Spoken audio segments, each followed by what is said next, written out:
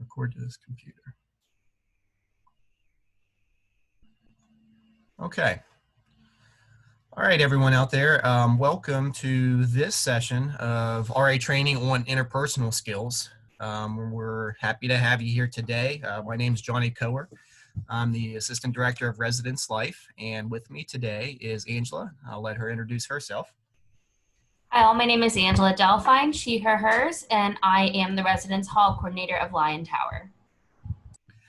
All right, so today we're going to talk about interpersonal skills and about how communication and the ability to talk to your residents is so critical for your RA job. A lot of this presentation was borrowed from Patrick and Travis, so we really appreciate their help with this presentation.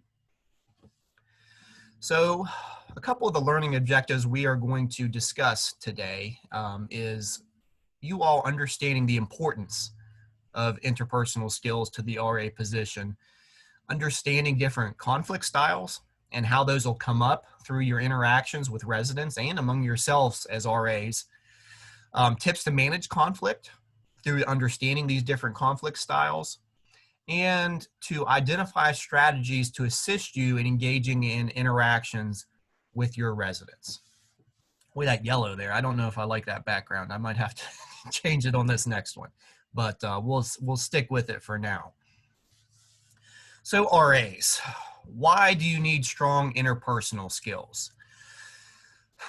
Why do you need to be able to communicate? Why do you need to be able to talk to your residents well? So you'll recognize some of this text from an earlier presentation you all have set through, but it's part of your job. So from your job description, you have to develop relationships with your residents. You're expected to have regular one-on-one interactions in order to get to know them. That way you can help connect residents with the community and one another. And you also must be acquainted with and knowledgeable about the residents' academic progress and social progress. If you don't know your residents, then you're not going to know what you can do to help them, what you can do to support them. And additionally, if you are not engaging in frequent interactions with your residents, then those residents will not feel comfortable coming to you with different issues and concerns they might have later on. So we'll talk more about this over the next couple slides here. But another item is you have to lead floor meetings. You're not going to have floor meetings, all the time. They'll start to lessen a little bit later in the semester, but you have to be able to lead these programs to engage your residents in some type of educational strategy. So some public speaking comes into the RA role as well. So I talked about this when we were reviewing the job description there. It's an essential part of your job is the communication and interpersonal skills. Talking to them is the way I normally break it down. As an RA, your job is to talk to your residents. So to talk to them, you have to have good communication and interpersonal skills to build that trust. One of the things I hear a lot is, well, I've done my so many interactions for the week or whatever, if your hall coordinator has a cap on how many you do. So I'm done. I don't need to talk to my residents anymore this week. I'm off the hook for that checkbox. The thing is if you view it in that way, you're going to miss out on the ability to make your residents comfortable. Another thing I hear that we'll talk about in a minute is, well, this resident is difficult to talk to or difficult to find.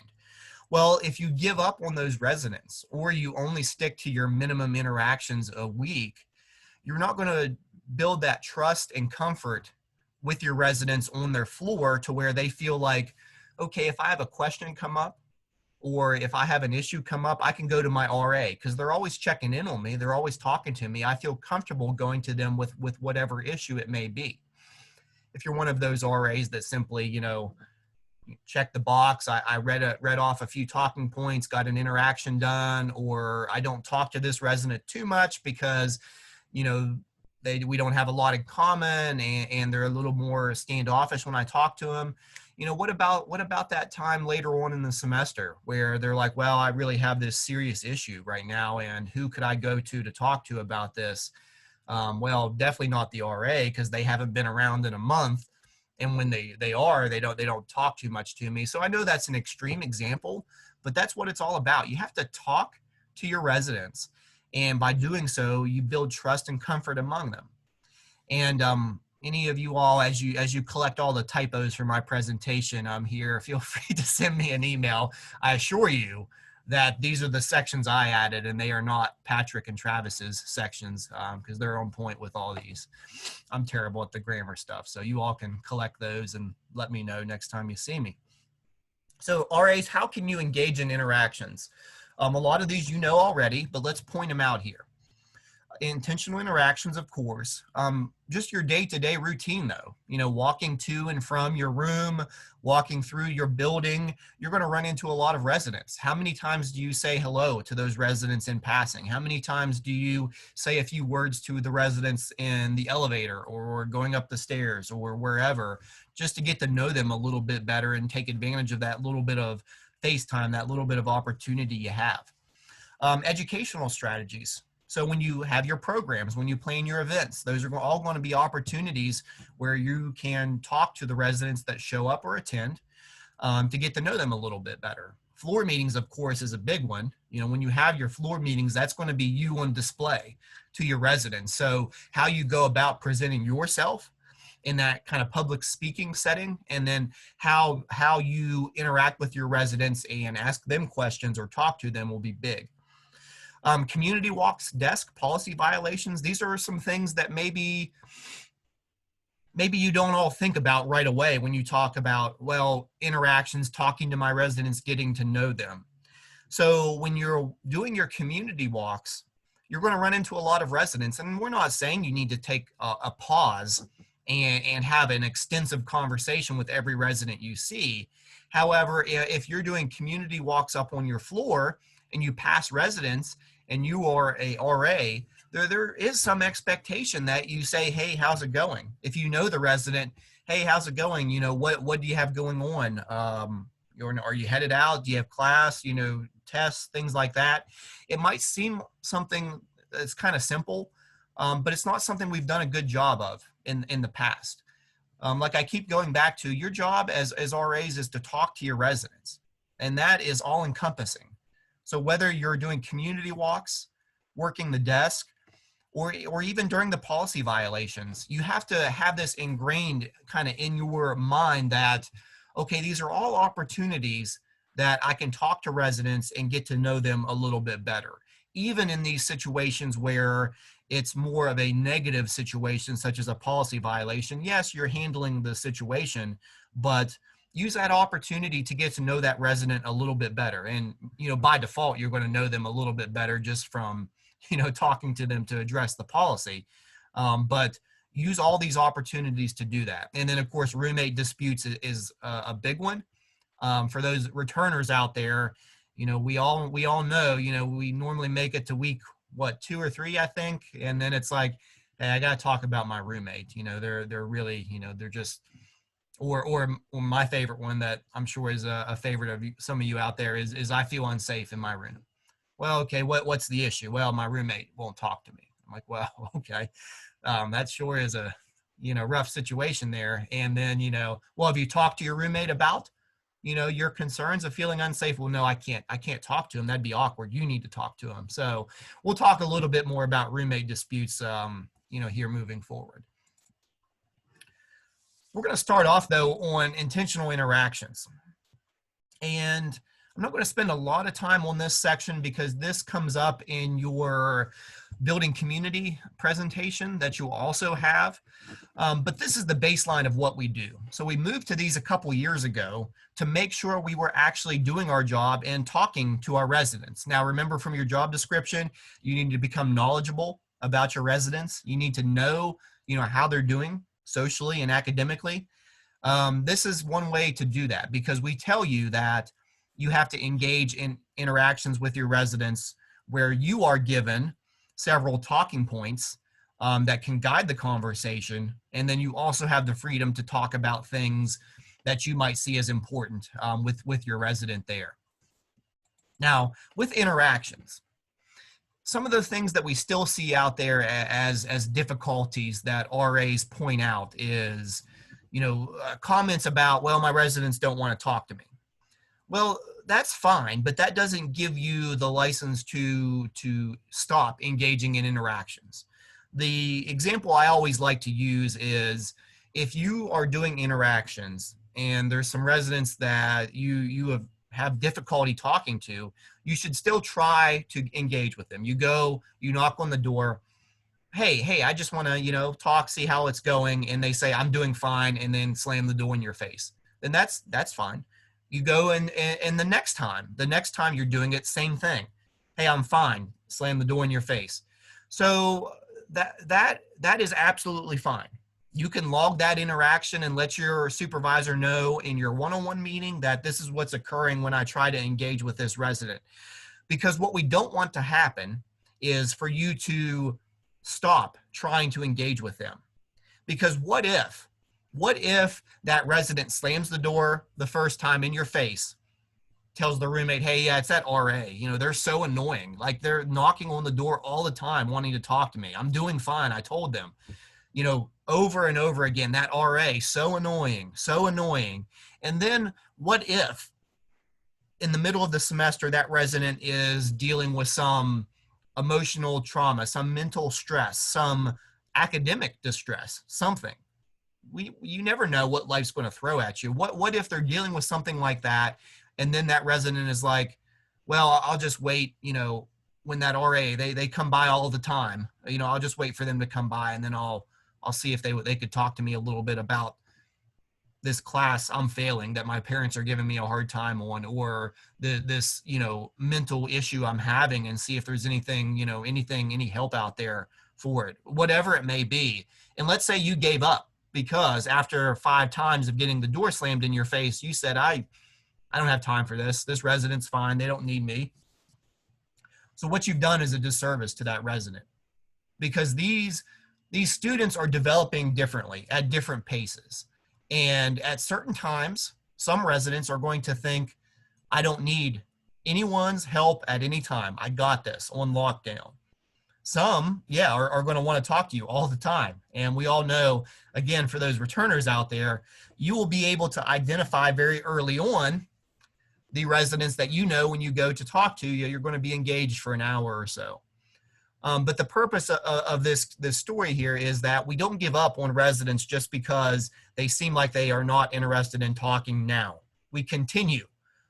I want every resident to be so thoroughly annoyed by each and every one of you knocking on their door to check in that they are telling everyone, their roommates, their friends, their parents, how annoying our RAs are because they check in on us all the time. That is what I want. So take that, write it down. Johnny said we need to be as annoying as possible to our residents by checking in on them. And then you'll be perfect. You'll be perfect with your check-ins and your interactions with your residents. And I just wanted to jump in real quick with another point. So as we go through all of the kind of pieces of engagement and having these conversations and the interpersonal skills that you need, I always like to tie it back to the fact that these are skills that you're going to need in the real world. So when you think about your job after the RA position, almost every piece of the RA job, maybe not doing bulletin boards, but every piece of the RA job you can tie into a skill that's going to help you in the long run. So, I hear from a lot of RAs that interactions are so awkward and like this resident doesn't want to talk to me. But think of, whenever you're in the future and say you have a job where you have clients who you may have to continue to follow up with and connect with, like you're going to need these skills to move past, I think essentially it moves past small talk and it gets you engaging in deeper conversation and building relationships. So I think that, sometimes when some of the pieces of the job become really tedious, try to keep in mind that this is a skill that you're really going to need someday when you enter the workforce after WVU. And that is a excellent point with that next bullet about a resident being difficult to talk to. We all know the ones out there that are like this, the ones that, may be a bit awkward, or you might find a bit strange, or, something along those lines, or standoffish, like the example I used before, where you're getting a door slammed in your face after an explanation of I'm fine. what Angela was just saying there is absolutely right. No matter what profession you are going into, there are going to be coworkers and supervisors and people you interact with that fit that bill. And it is going to be the same thing. Some residents you have are going to be easy to talk to. Some you're going to have to work at a little bit. And that's the purpose of this slide and this presentation is, yeah, we understand. Some of those conversations are going to be difficult to start. And this is where you can have conversations with your supervisor to get some tips, to get some strategies of how you might go about those. But you're just going to have to try different things. And the whole purpose is to say that, yeah, it's going to be difficult, but this is also a job. So sometimes jobs are a little bit difficult. They're not always easy. So you're not going to have, unless you're extremely lucky, one of those floors that everyone is just perfectly, accommodating to every conversation you want to have. So you have to get creative. And that's what this next bullet point here, I can't find them. I can't find them, so I can't talk to them. While I will admit, and you can probably hear the frustration in my voice as I talk about this, RAs, I will maybe admit that sometimes this is the case. However, I will challenge you that potentially 9 times out of the 10, you all are not putting forth the effort to find these residents. So I apologize if that's a little blunt, but if you can't find your residents, you maybe aren't trying as hard. Have you tried the morning, during the day, afterwards? Have you tried to set up meetings with them? Have you sent them emails? Have you put a note on their door? If you've done all those things and we've identified, okay, this resident is, staying at a significant other's place or they live somewhere else, then okay, I get that. Now, does that mean that we're done? The interaction stop?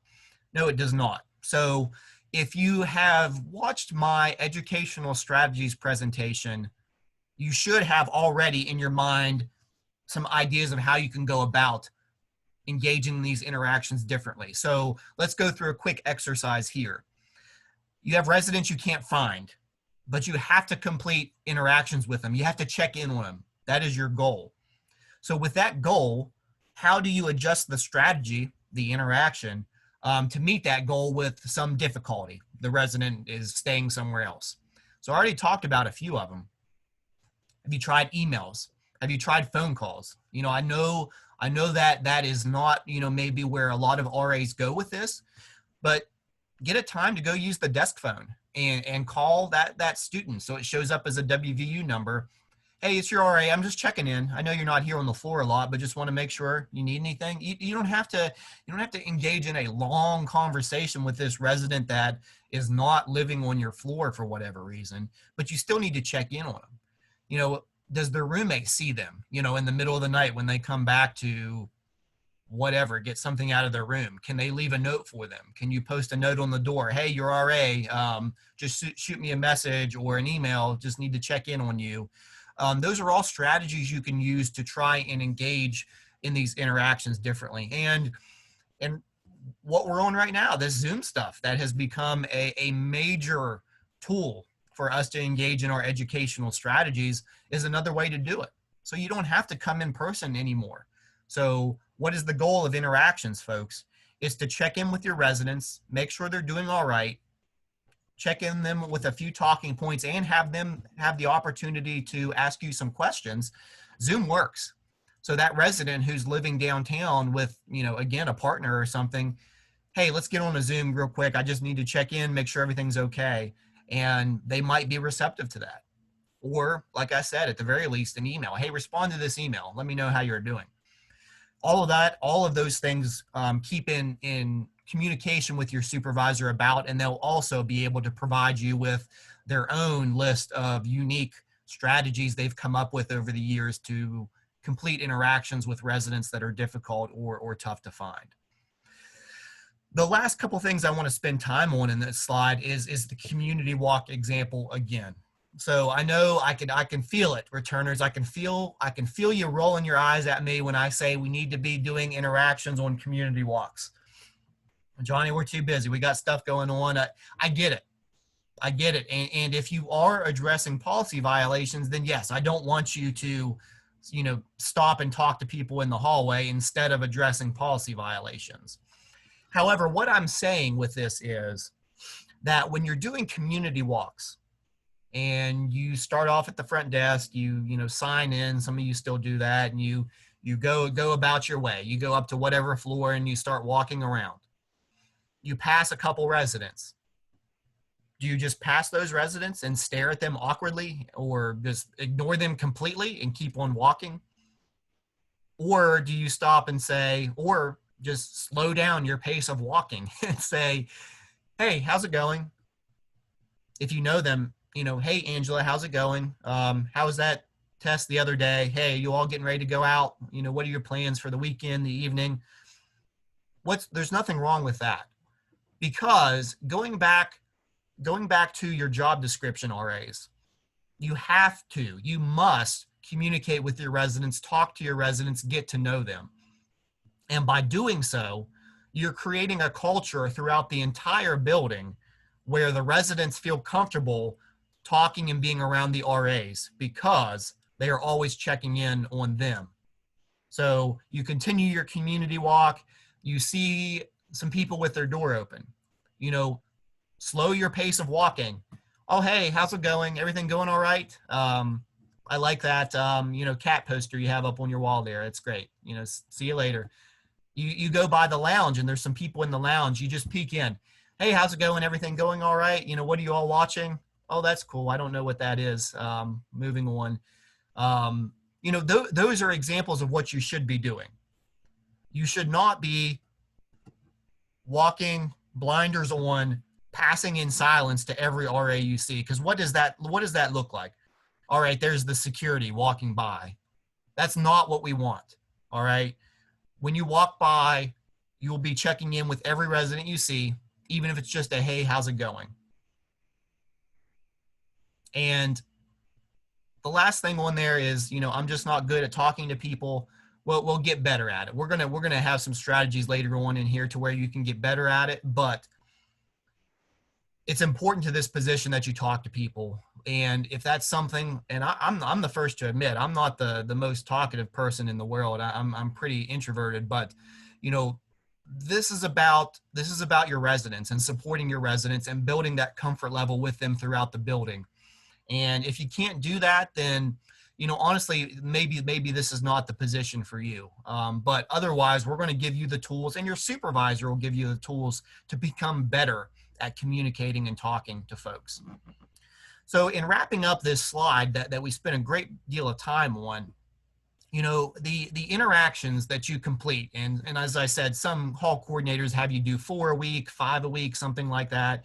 Those are really the easy part, because those are the things you can put on your calendar and go do. So you're not good at talking to people. You're not good at maybe the more spontaneous, like, well, I'll knock out 4 because I always see people in the hallways. What I always like to tell RAs is, well, why don't you just build it in like your desk shifts? So that you work on Mondays at the desk, or primary, secondary, whatever it may be. Build them into your schedule like that if you struggle with these things. On Monday, Wednesday, and Friday, from 5 to 6 p.m., I will engage in interactions on my floor and complete each day at least 2. And that gives you a little bit of buffer if for some reason all your residents are all gone at the same time. You can still knock out 4 or whatever your minimum number is. Build them in that way. Don't go into your interactions if you struggle with communication without reviewing the room packed form and you have no idea of what you're even going to talk about. Now, this is okay, if you're more already, good to go with your interpersonal skills. But if you struggle, don't go to the resident's door, knock on the door. Hey, don't do that. Look at the room packed form. We come up with those talking points that are in there. We don't just randomly develop those. Those are based on student development theory and what we've seen in the past as the most common concerns among residents at that point in the year. So when you're doing interaction 1, before you start, and let's say you have identified Monday, Wednesday, Friday as the dates you're going to do interactions, look into that room pact form and say, okay, so here are 3 talking points. I know I struggle a little bit with my communication, so I'm going to use, hey, how are you and your roommate getting along? That's what I'm going to lead off with. So you then go and knock on the resident's door. Hey, how's it going? You and your roommate doing okay now that you all have kind of settled in? And already you have your first talking point in, and you have a couple more in your mind. If this resident is a little more short with you, oh yeah, we're all doing fine, thanks. When you were kind of busy, sorry. Well, at the very least, you have a little bit of an answer to one question, as opposed to just going by and saying, hey, how are you doing? Because you led off with one of the talking points that you had rehearsed from the room pact form. Now, if that resident is like, oh yeah, hey, we're doing great. We really get along well, and the resident is a little more talkative, then you can throw in another talking point in there from the room pact form, or another one, or it might lead to something that you can throw in there. Well, that's great to hear. I see you all, have an Xbox or something like that, or again, you have a cat poster in your room, or I see some, and make connections with your residents in that way, because it humanizes you all a little bit. You're not just the RA. If you're the RA that also likes whatever it is in the room. I keep throwing out examples, but they sound too generic. I guess I'm getting too old to know what's popular, but if you can relate to some of the things the resident has or is doing, it just makes you more human to them, and you develop a deeper connection with them. So those are really the easy parts of your job, is to complete the interactions, because you can plan, you can rehearse, you can strategize. And honestly, folks, and RAs, I know I've been blunt with a couple things here.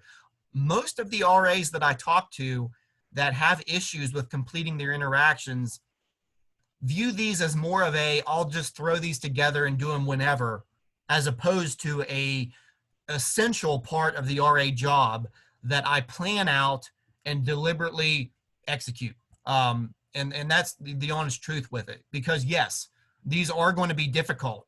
If you just say, well, I'll knock out a few on Sunday before they're due, or whatever if you have a deadline, or yeah, I just struggle because my communication skills are a little rough, but I also don't plan ahead at all. I don't designate, days when I'm going to do these. I don't rehearse ahead of time. I don't do my homework and practice.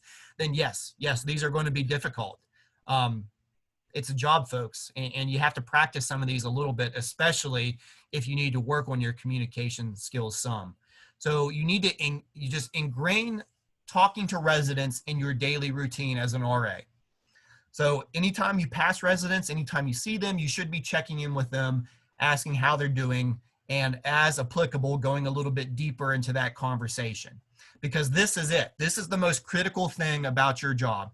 And I'm going to, probably raise a few eyebrows, but this is more important than conduct. This is more important than any other thing you do. And this is the most important educational strategy that you all engage in, is talking to your residents, getting to know them, and them becoming comfortable. So when they need it, they can come to you all for help, advice, or support wherever they're at in the semester. So wow, that was a rough slide, wasn't it? A lot of time spent on there. So with this next one, we're going to move away from the one-on-one interactions with you all as RAs, talking to residents as you see them, and talk a little bit more about specific strategies, namely floor meetings and educational strategies, programs, for some of the returners out there that are still getting the terminology worked out, that we change, it seems like, every year. So we'll find a new name for programs next year to keep you all, on your feet with this stuff. But with floor meetings and programs, these are situations where RAs will likely have to lead conversations. So this is a little bit different than a one-on-one talk with a resident. This is you in front of your entire floor, or in front of an entire room at a program or something like that. So same thing as with interactions. With floor meetings, you and your co-RA need to practice and be comfortable with the agenda going into the floor meeting. How are we going to divide this up? Who's going to talk on what? Pencil in your own jokes, if you need to, if you're trying to, really get your residents engaged in what you're talking about. Rehearse ahead of time, because again, when I talk to RAs and they say, well, I just struggle with leading floor meetings because the residents don't pay attention, and, they 9 times out of 10, those RAs that say those things are going into the floor meeting with the agenda they printed out a few minutes before, and they're just going to wing it. And I know that some RAs can do that, and do that very well. However, again, if you're someone that struggles and you're working on your communication, your interpersonal skills, you can't just bring your agenda and then look at it for the first time and then run a floor meeting or run a program a few minutes later. You have to do your work ahead of time, practice. And with floor meetings, it becomes more public speaking. Practice in front of your mirror if you have to, just so you can get down, the talking piece. And, I know I once again can feel your eyes rolling at me, returners, when I'm talking about practicing a floor meeting agenda in front of a mirror. But, for those of you out there that need the practice, I mean, it's critical, because like Angela said on a previous slide, this is going to come up in a lot of your classes, and it will most certainly come up in whatever profession that you are going into. And anything you're able to do to hone your public speaking skills is going to be of extreme benefit for you all in the future. So what if you're at a point where you're just not ready for the full on floor meeting? You feel like you need a little bit more practice before you get to that larger setting. Well, there's a couple things you can do, and we talked about a few of them already. Break your floor meeting into smaller groups. This also comes into play if you have a floor that maybe is a little more difficult to hold their attention, or whatever it may be. Break them into groups. Half the floor meets at this time, the other half meets at this time. Now you have a smaller group you have to present to, and it's going to be a little bit easier to hold the attention of a smaller group of your floor meeting. So we talked about rehearsing. Make sure you've looked at that agenda prior to, that you and your co know how you're going to divide things up. Co-presenting with your RA, this always should happen, but I still always hear about, well, I'm going to run that floor meeting myself because my co is busy with something. No, absolutely not. Every floor meeting you do needs to be together with your co. Because what's going to happen if one RA is always leading the floor meeting while the other one is absent? That absent RA is not going to be able to, as part of your job description, become more knowledgeable about the residents, and they're not going to be seen as a resource on the floor, only the RA that's constantly there. So if you need to reschedule, if you need to adjust, and in those rare circumstances where maybe there is something that comes up and you need to, run something solo, make sure you've talked through that with your supervisor. That way you've exhausted every possible strategy to work out some other way you could go about that. And do your research. So like I talked about on a previous slide with interactions, get creative and plan these things out. It's part of your job. So some of it requires a little bit of work, just like with a class. You have to look into this a little bit more. So if you really struggle, or you're just wanting to take your presenting skills to the next level, do a Google search, as simple as it might sound. Do a YouTube video search. There's all kinds of great resources out there. There's even classes at WVU you can take on public speaking. And I copied a few of my favorite resources there that go through just some general tips. So feel free to look through those and save those, so that way you can become better at running your floor meetings and running your programs. Because if you don't, as I said with the previous slide, if you're not someone that can communicate well in these floor meetings, your residents aren't going to get the same information out of them. They're not going to hear that important information. Your programs are going to suffer that you're trying to lead. All these things about your job are going to suffer if you don't get better at these things. And for those of you out there that are already rock stars at the public speaking stuff, then do what you need to do to help out your coworkers that are maybe trying to get to that level.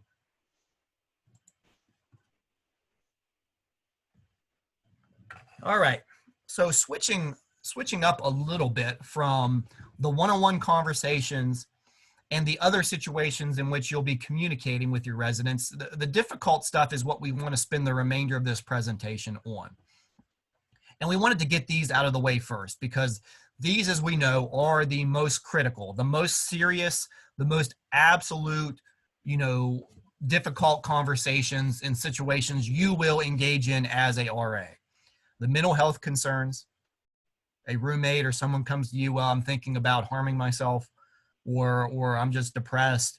The potential Title IX incidents out there where, someone has told a friend who's told you, or you hear through some way, well, I've been assaulted or this occurred. And then the hate speech as well. We all know, we've seen this, someone's writing something on a whiteboard, someone is saying something in your community that is negatively impacting the identities on your floor. So these are the most difficult conversations that'll come up on the RA job. And I don't want to spend a lot of time on them because the individual departments that specialize in these topics go into these in depth. But what I wanted to throw out there was what they share in their presentations is you don't necessarily have to be an expert in handling each and every one of these situations. What you have to do as an RA is you have to understand the severity of these situations and be supportive to your residents.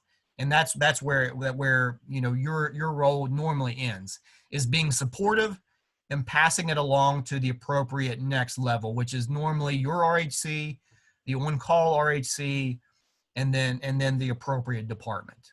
Okay, so you don't have to, no one's going to feel comfortable in addressing these situations. But at the same time, you have to remember that your priority as RAs is being supportive of your residents as you get them to the assistance they need, the experts that are going to be able to help them out.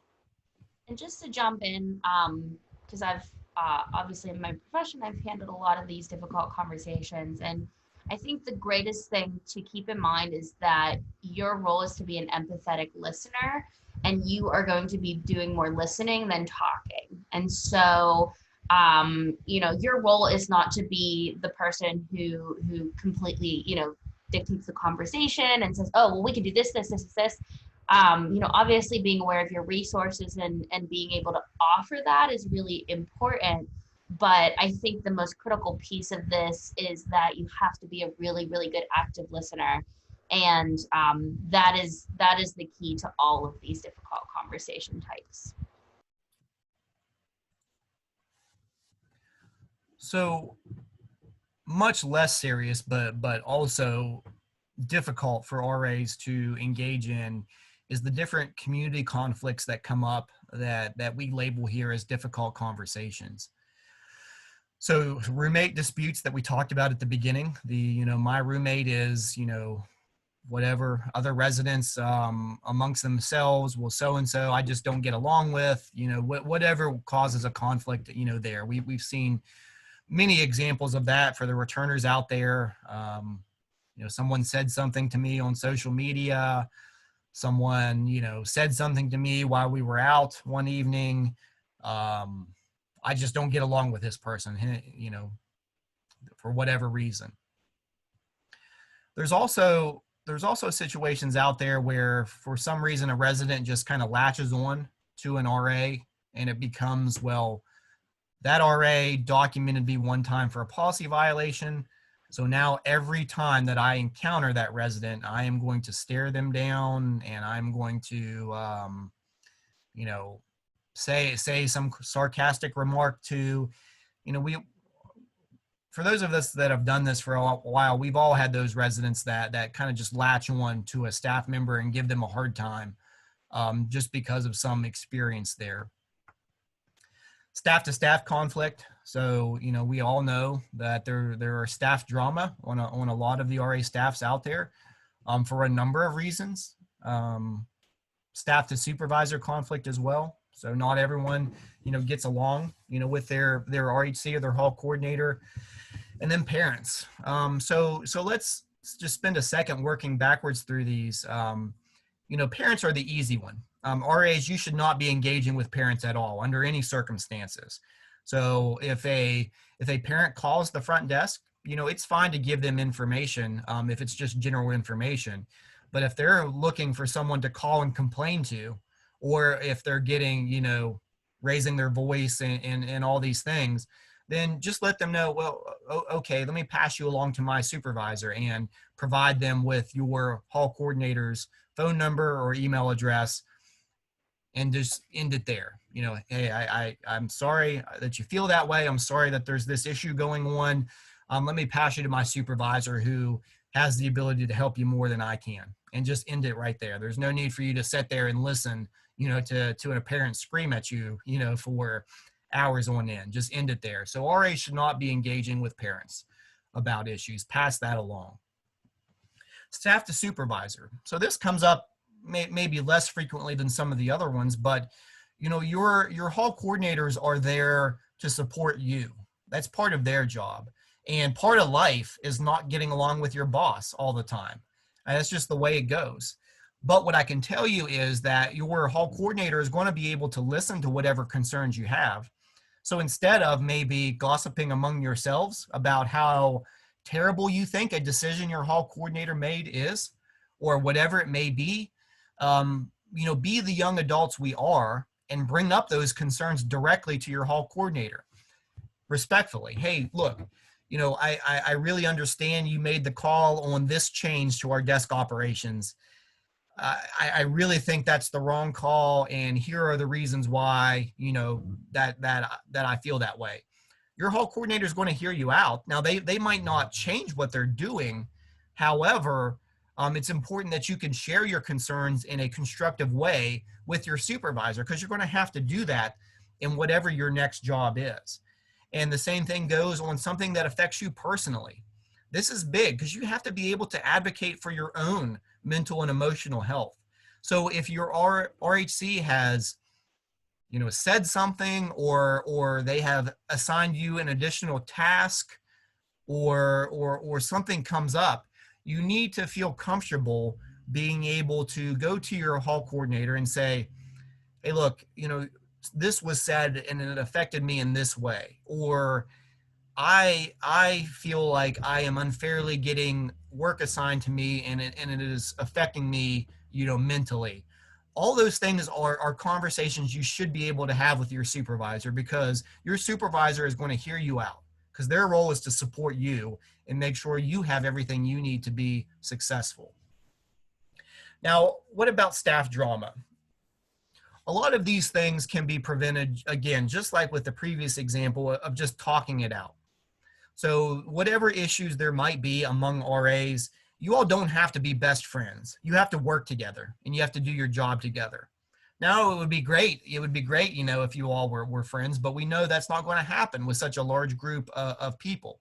So even if you don't get along on every single aspect, every view does not exactly align, you need to realize, okay, well, at the end of the day, this is a job, and I can tolerate doing community walks with this RA on my staff, but I'm not going to go hang out with them, on the evenings. That's absolutely fine.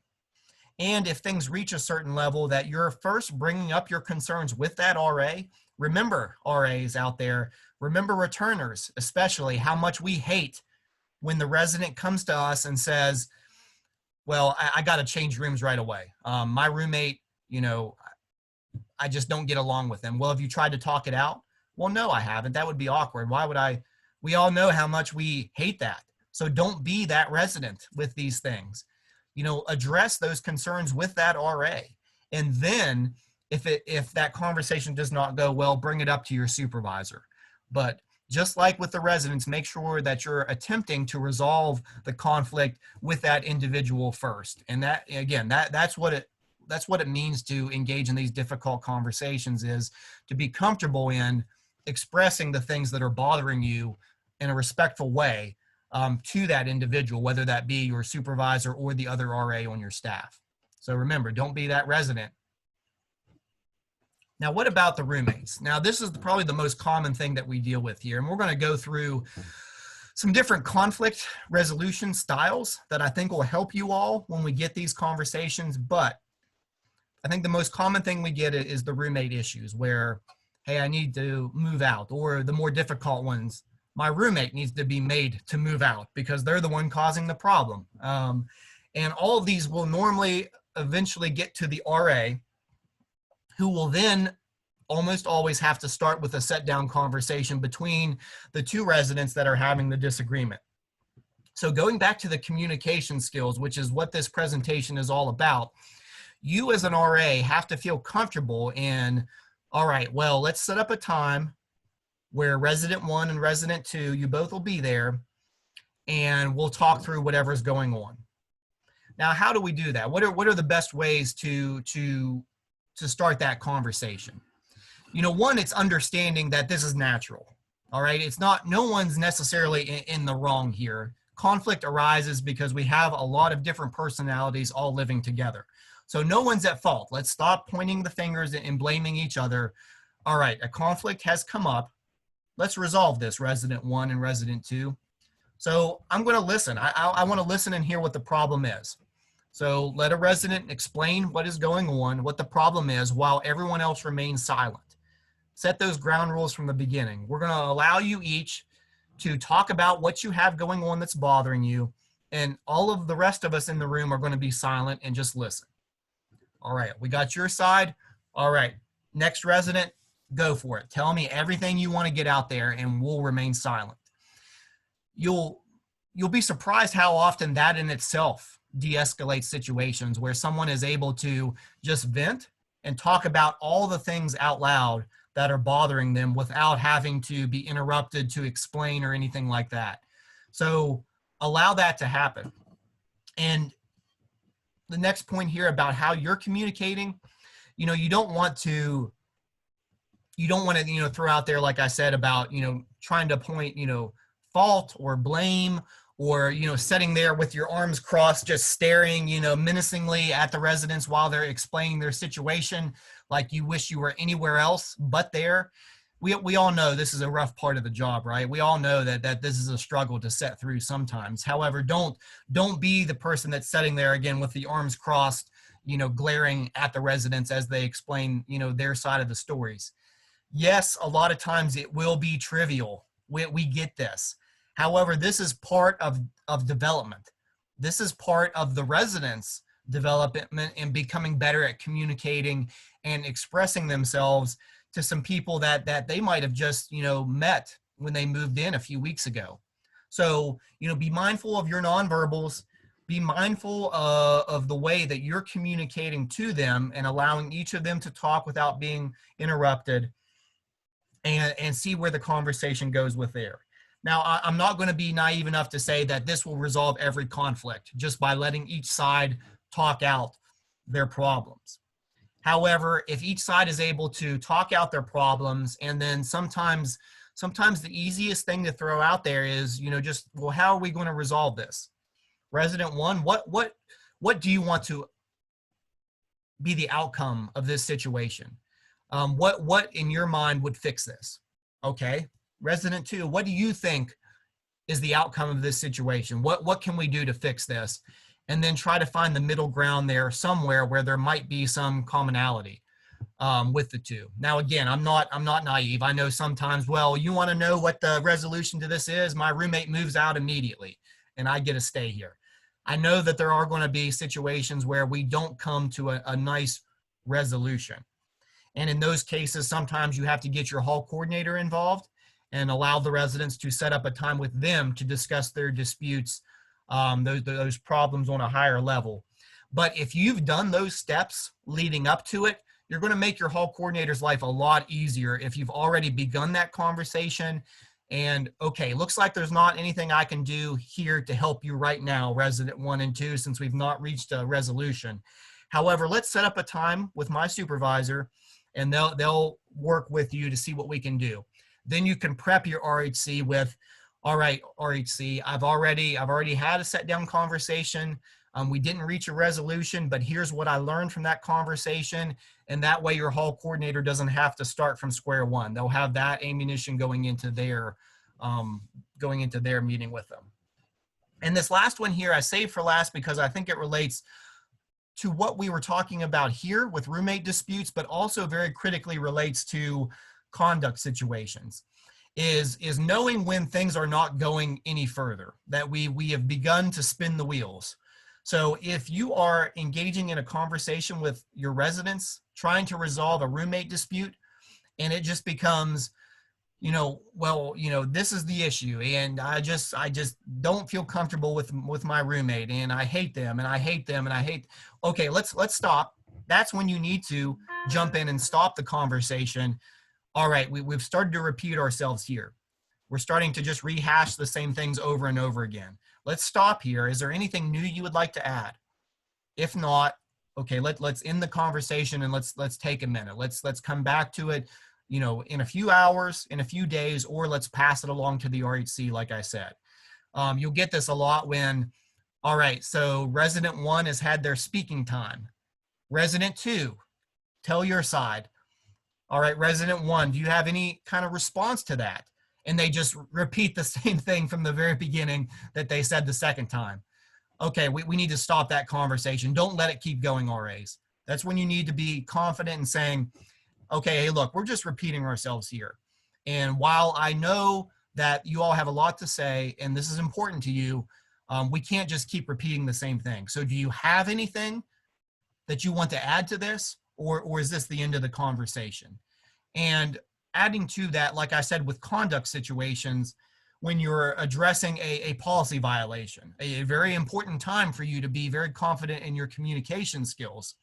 A lot of times at the tail end of that at that violation, you'll get the residents that are like, well, what's going to happen? Well, I just don't understand why you had to come by. You didn't have any right to knock on my door, and it just keeps on going and going.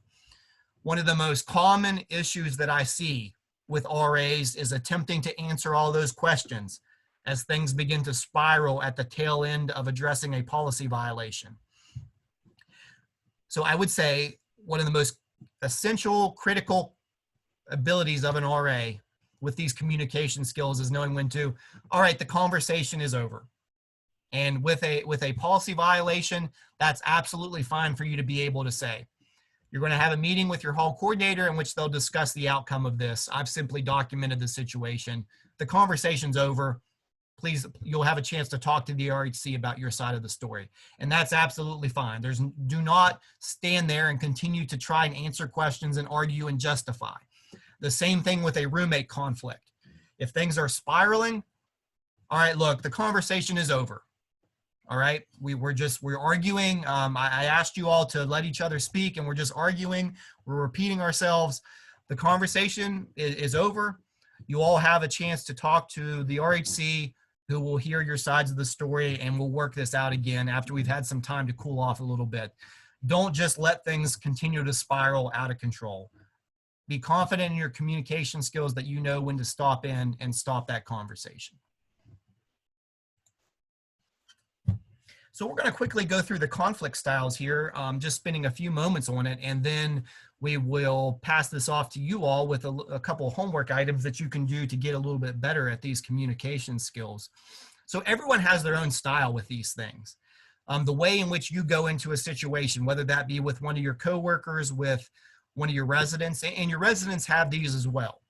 And as we go through these, I know returners out there, you're going to be able to relate a lot to some of these and be able to identify past residents that is definitely so-and-so, or that is definitely so-and-so.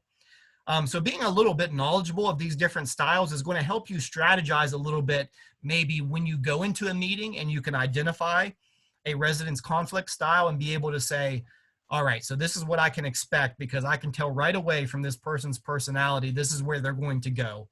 And the same thing with you. So if you're having a dispute with someone on your staff, or another RA or something like that, if you're knowledgeable about the way that you yourself go into these conflict discussions, then you're going to know a little bit about what the weaknesses are of that and what you need to be mindful of that you're going to lean to just because this is what style that you are with.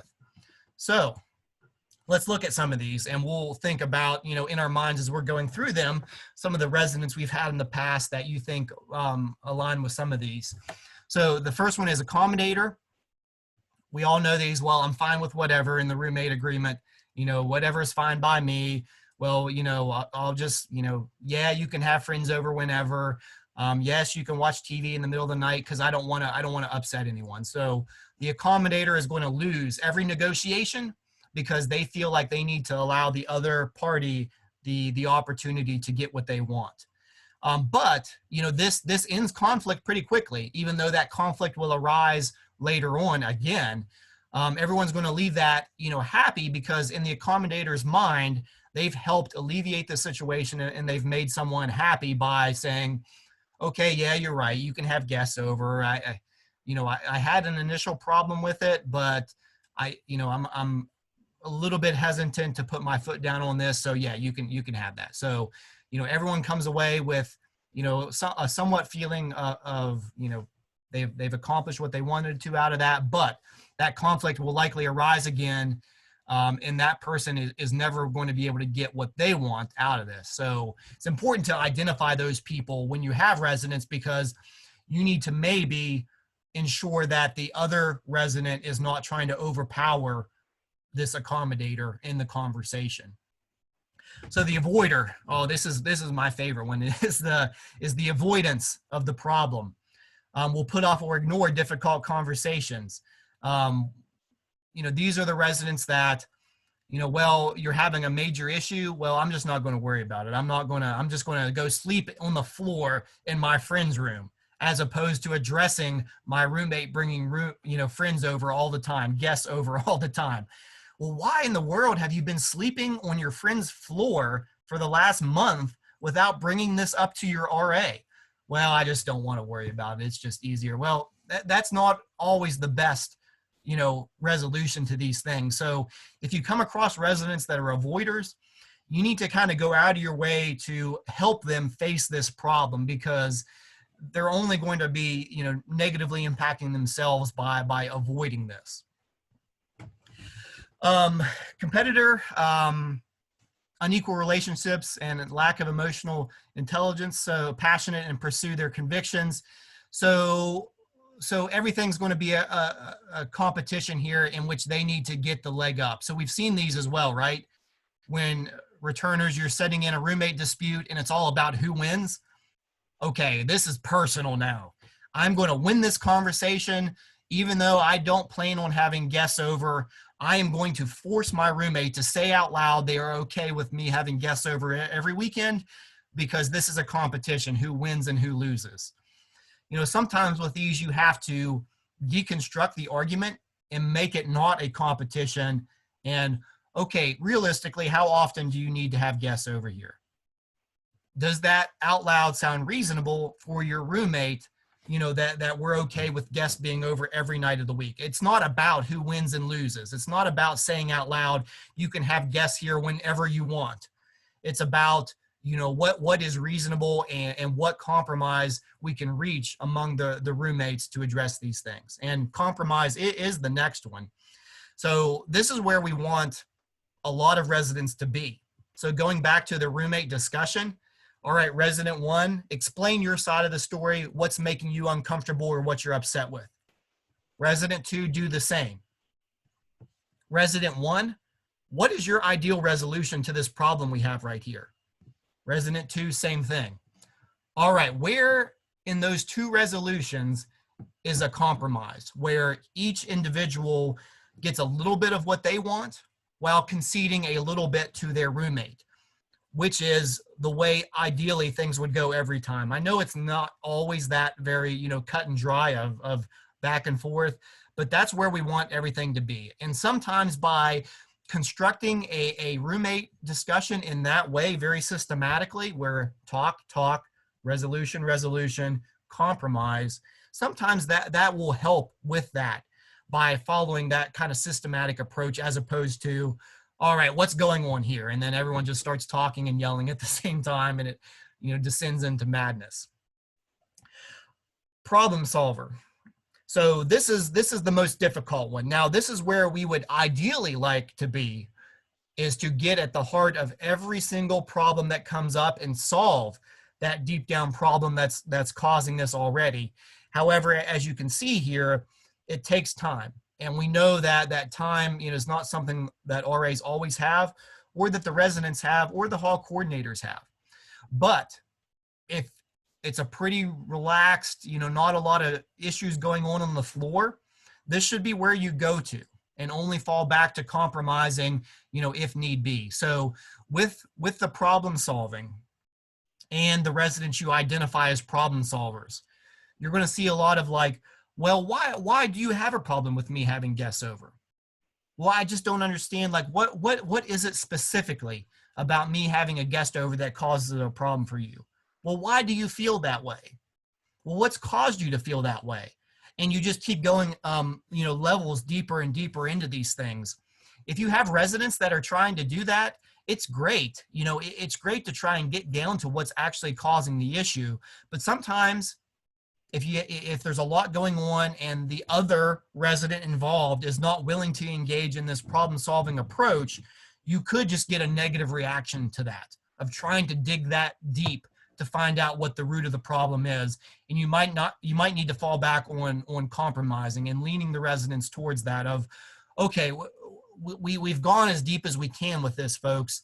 Let's see where we're at and what we can do to compromise here on these things, instead of continuing to dig down to that. However, if you are able to do that and you're able to, okay, well, now I understand, because you have explained to me the reason why you have an issue with guests is some explanation of something, the way they were brought up or something like that. Okay, well, now I see where you're coming from. I'm more willing to compromise now because we spent the time to get to that level, builds a higher level of trust. So some real interesting information here. And I would encourage you all to, save a snapshot of this slide and reference back to it at times, because as I said, when you go into a conversation with a resident and you're able to identify them by one of these conflict styles on the screen here, you're going to have a little bit better idea of how the conversation is going to go, and think through some strategies that you can be prepared for if the conversation starts to go not quite as well. These are also great because if you know yourself where you're at, as I mentioned, you're going to know yourself a little bit better when you engage in difficult conversations with your coworkers that you might be having disagreements with, or whatever it may be. So what we've done here is Patrick and Travis have attached the website in which you can take this personality conflict styles assessment, and you'll be able to determine where you might be on this. Now, we know it's an internet quiz, so there is some level of subjectivity to this, but this will get you on a right track, and you can see how much you agree with it. And that's it. That's it. So I know we talked about a lot here today, RAs, but the theme of it all is being able to communicate with your residents, being able to talk to your residents, being able to talk through the difficult conversations, understanding how important talking to residents is as a part of your job that's outlined in your job description, that you need to engage in not only when doing interactions, but when walking around the building, when working the desk, whenever. That's the goal behind this presentation. We're not in person here, obviously, with the Zoom here, but a couple of things to think about is on this check on learning slide. So think about these things. Why are interpersonal skills so critical to the RA position? Why is it important that you talk to your residents and be good at talking to people? Identify 3 different ways RAs can engage in interactions with their residents. So remember the example from earlier on, you have a resident that is never there. And I've told you, RAs, that is not an excuse to stop altogether with attempting to engage in an interaction. So what are some different ways you can try to go about doing that interaction? What are 2 of the different conflict styles that we talked about, the conflict types that we've talked about, that you're going to engage in as an RA? So returners, I know this will be an easy one for you, but new RAs, what can you expect as an RA? What are going to be the difficult conversations that you have to have and be prepared for? And then finally, what's your conflict style? So what did you come up with when you took that assessment?